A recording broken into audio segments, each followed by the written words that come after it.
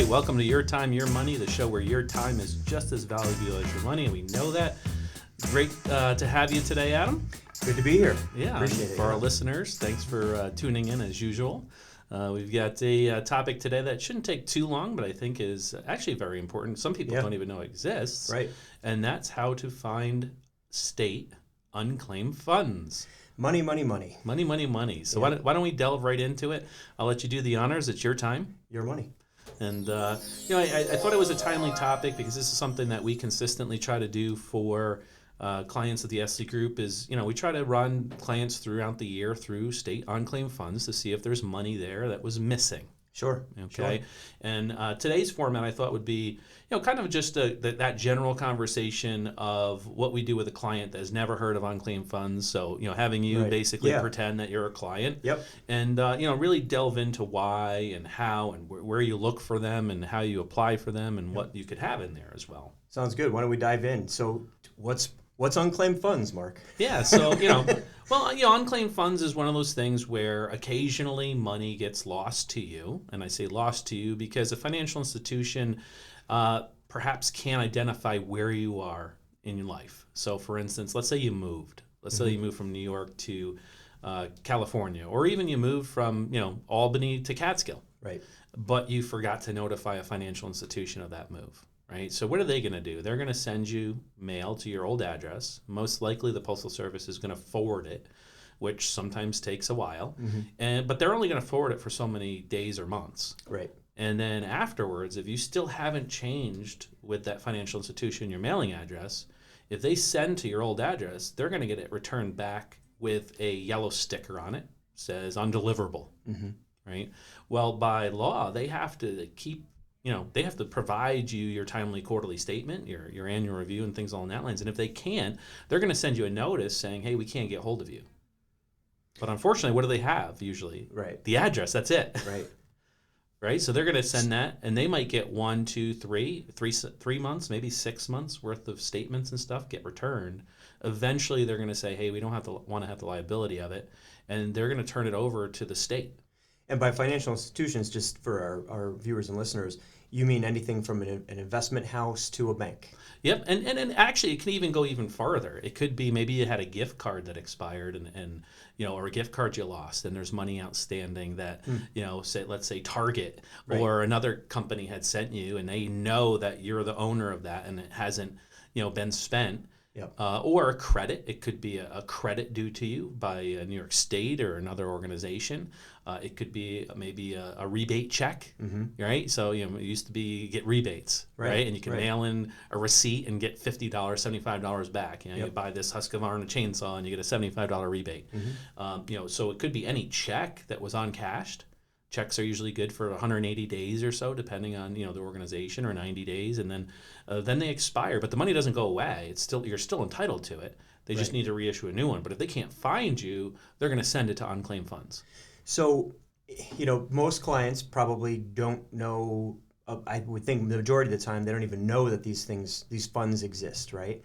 Yeah, most of the time they don't. Or in the case of the checks, is they got the check but they never cashed it. Right. Right, They put it on their counter. It got lost. Maybe the spouse accidentally shredded it. Right. The kids used it for Barbie Playhouse or something. And sometimes they just come in postcard form. Yep. And it's a weird shape. It doesn't look like a normal check. It could look like a postcard, and like you said, it just gets tossed. Yep. It could have been in an envelope that you thought was junk mail, and you decided to throw it and shred it, and there was money in there. Yep. Right. Okay. So, you never know what it's going to be, but it could be through an estate settlement. Perhaps it was an inheritance you're entitled to. Certain inheritances have to be paid out or within a year of the date of death. So if they can't find the legitimate owner and there's no claim to it, they're going to send it to state unclaimed funds. And some states have billions of dollars that are just sitting there that aren't claimed. And they're gonna hold them there. So so I think one thing to understand is how to find it, right? So each state has a unclaimed fund website set up.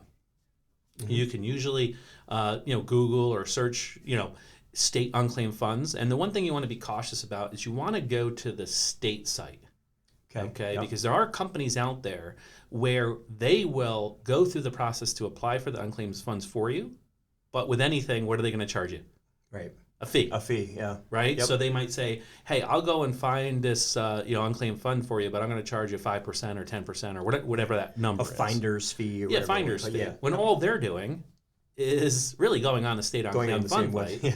site, Right. taking the addresses off the site, mailing people, and making a project out of it, Yep. and saying, hey, I can get this money for you, Mm-hmm. right? But in most cases, the state site will usually have the state comptroller on it. Okay. So Like a picture of them. Yeah, a picture Right. of them or their name in the top. It'll say state comptroller. Usually it's like, government. The state government seal or something. Yeah, it's a government website. Yep. So it's usually not a .com Right. or a .net, .gov. something Yep. along that lines. But once you know that you're on the state site, if you're searching unclaimed funds, usually it's very simple. Like, so for New York State, when you get on that site, there is a search now button. And it says in big letters how much money is unclaimed, how many billions of dollars, and that keeps changing. Yeah. It's almost the opposite of the national debt. Right. Nice. It's a credit, right? But once you click search, it's very simple. All you're doing is putting in your last name and your first name or middle initial or first and last. Usually I recommend put in your last name and maybe your first name. Leave your middle initial out for first, just to get if you have a common name like yourself, right? Right. Adam Jones. Right. You're going to want to put the middle name in. Right. There'll be like 500. But if you put Adam in your middle Joneses. name, you might miss some of the searches. I would, Because if the check was issued to Adam Jones with no middle initial, it's Right. going to come up as Adam Jones. right. So it could come up as my name, middle initial, my name, no middle initial. Your and- name, and full middle name, or just full- yeah, initial. Right. Right? Okay. There's Yep. a ton of different ways that it could come up. Yep. And in your case, with a common last name, common first name, you might have, it might say one of 380. Mm-hmm. Or it might only list the first 150, depending on the site and the site capability. Yep. So there's usually refining search things, like what addresses you want to check, right? Mm-hmm. So when you pull up that list, you're going to look down that list, and usually it has addresses next to the name. Okay. So So you're going to look for not your current address only, you're going to look for all your past addresses. So we've had people where it was their college address 40 years ago. Mm-hmm. So it's whatever address that institution that owes you money had on file. And so this might be maybe an address that you stayed at for 1 month. Mm-hmm. It might be one that you lived at for a long period of time. But that'll help you identify, obviously, whether it's yours or not. And what kind of amounts are we talking about that people might find? Yeah, but I mean, it could be a couple cents, Okay. all the way up to hundreds of thousands, if not millions of dollars. Wow. So we had a client, they've got $110,000 on state unclaimed funds. Wow. What was the source of those funds? Yeah, so for in that that case, case. it was an inheritance Okay. that was due, and they ended up not being able to find that person, and they ended up paying it out. Mm-hmm. But in some cases, it's a couple bucks. So usually, at least I'll speak for New York State site, but every state site's a little bit differently. Usually on the New York State site, if it's under a certain amount, if it's say $50, $100, or smaller amount, you can usually apply right away. You can hit a claim button. It'll have you fill in your social, your date of birth. It'll verify that you were at that address. It'll ask the new mailing address that you're on. As long as you're verifying those sources, usually within a week or two, you'll get it in the mail. Wow. You'll get a check paid out to you in the mail. Yep. Usually, once you verify your sources, it'll give you more detail. Sometimes they'll show a little detail, like who the company was. It'll say like Target, or it'll say like whatever, Freedom Mortgage Company, whatever it might be.